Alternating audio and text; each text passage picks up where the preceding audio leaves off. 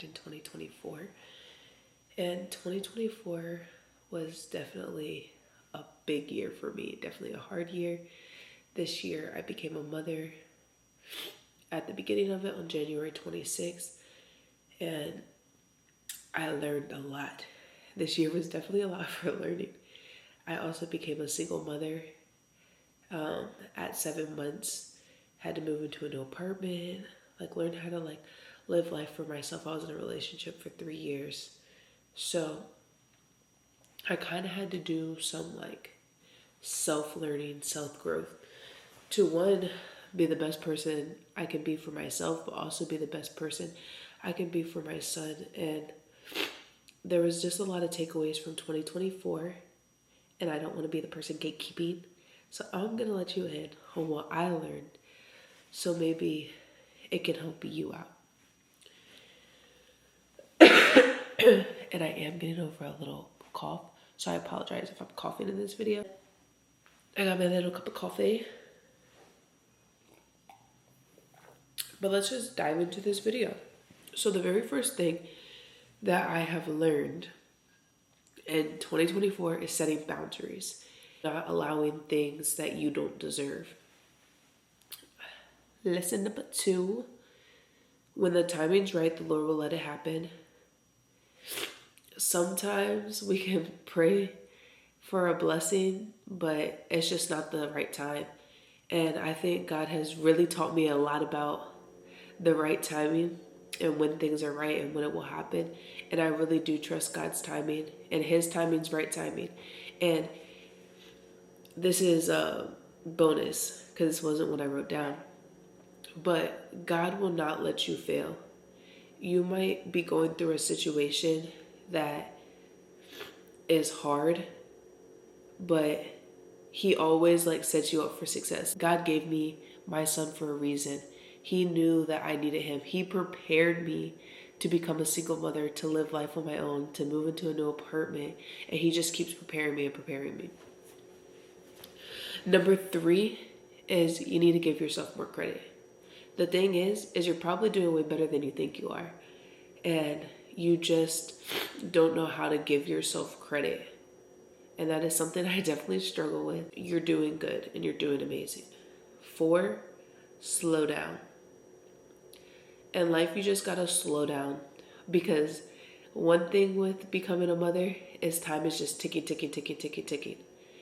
And he's literally gonna be a year and a month from now. And life is going so fast that sometimes you have to consciously take the time to slow down and be like, I want to be present in this moment. 5, can you have faith in something you can't see? And I think that's what faith is really about. You just have to have faith that, yes, God's going to get me out of this. Yes, I'm going through it for a reason. Number 6, get rid of things that drain you. One thing I had to do this year is literally, in my journal that I'm reading from, I literally had to do things I want in life and things I don't want in life. Because it was to the point where I'm just I'm giving, but I'm like, this is draining. It's okay to not do things that drain you. 7, honor your own needs. That is one thing I think that we forget as humans, is that we have needs too. Sometimes I feel like we're so busy taking care of other people and being caregivers that we have needs too, and it's okay to honor your needs. Number 8, communication without a level of understanding is chaos.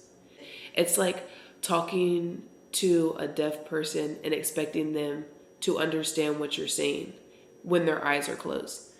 Number 9, you're your biggest advocate. Nobody is going to advocate for you the way you can advocate for yourself. Only you know what you need. No one's going to know what you need, so you have to advocate for yourself what you need.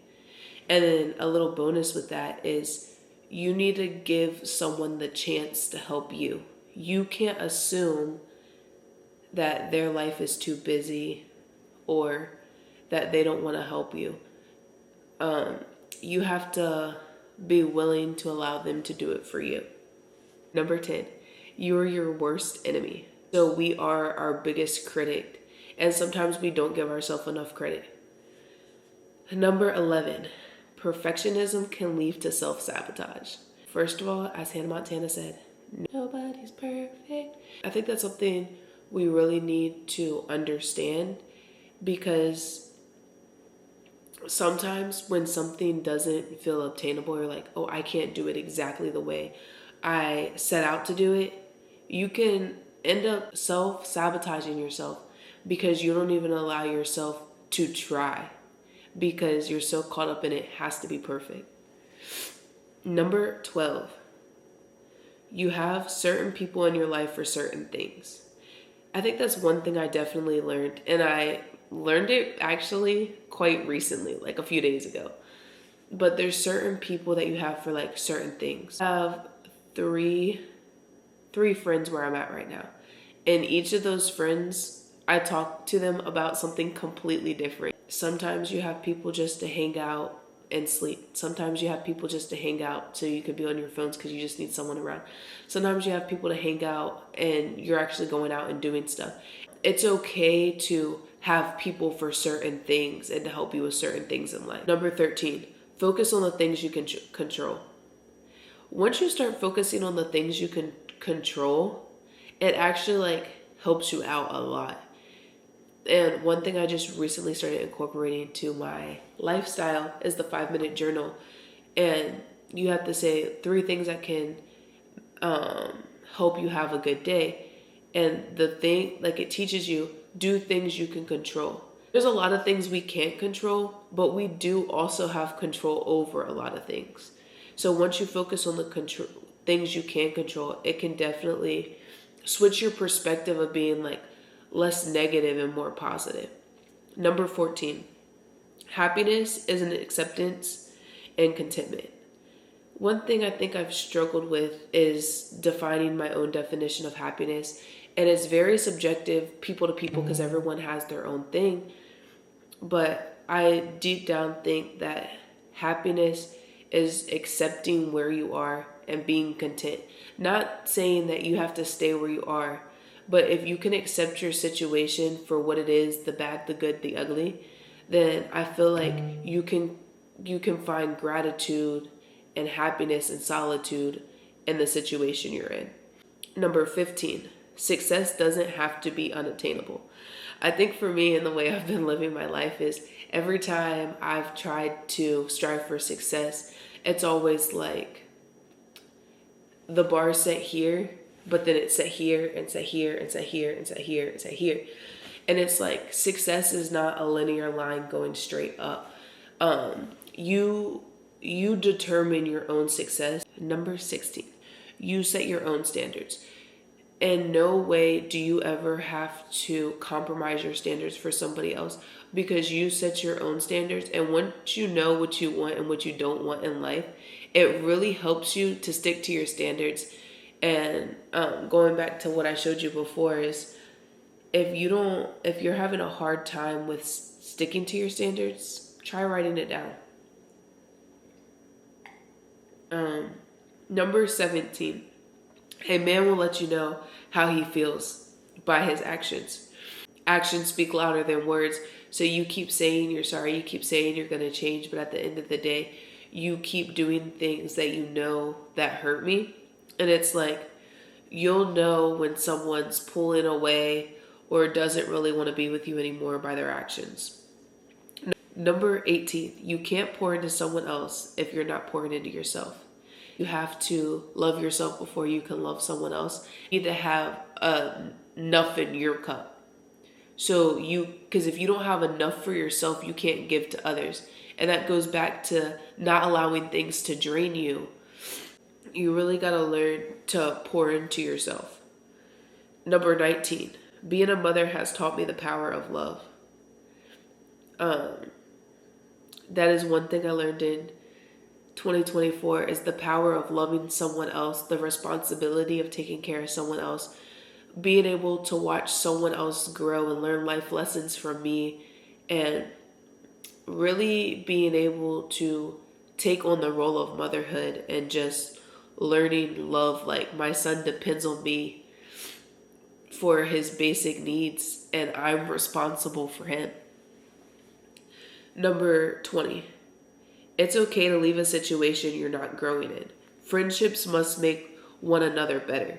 Friendship, it's not always going to be like flowers and rainbows, but in a friendship, you're supposed to make each other better, at least want to make each other better. You don't go into a friendship where you think you're better than that person. There's something you can always grasp from a friendship, or there's always a way the other person can make you grow. So if you're not growing, then you're not in a friendship. You're in a situationship.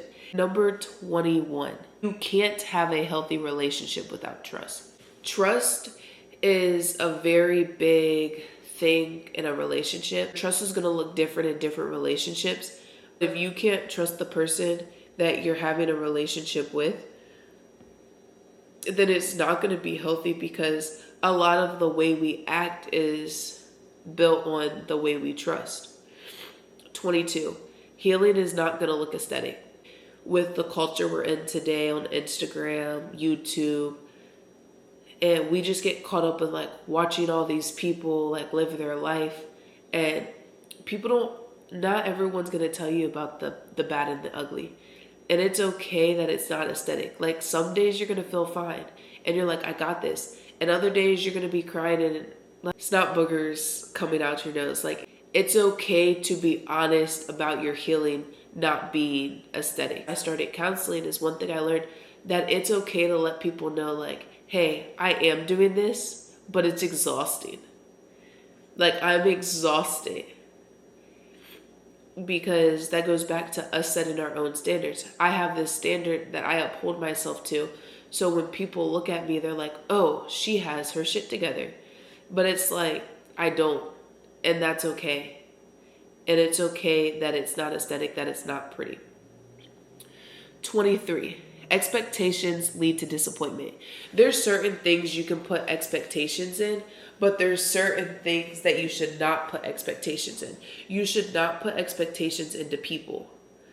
People are going to do what they want to do. And if you put expectations into people, it's setting you up for disappointment, because the way you do something, the way someone else does something is going to be totally different. So if you put the expectations of what you expected would happen, then you're going to be disappointed.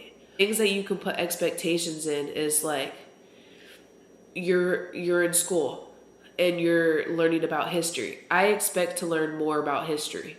That's a good expectation, because that's what you're going to the class for. You just got to learn that expectations do lead to disappointment, and there's certain things you should not put expectations in. And last but not least, 24, you do not need to apologize for surviving. I guess like a little bonus one is, if you don't feel protected, then a person won't get a certain version of you.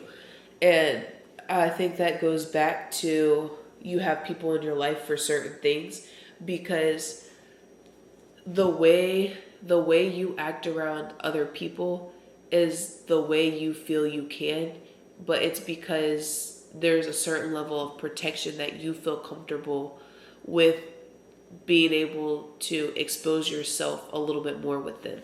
That's a little wrap up on the lessons I learned for 2024. And I hope that you were able to get something from it. This was definitely a big year of learning and growth for me.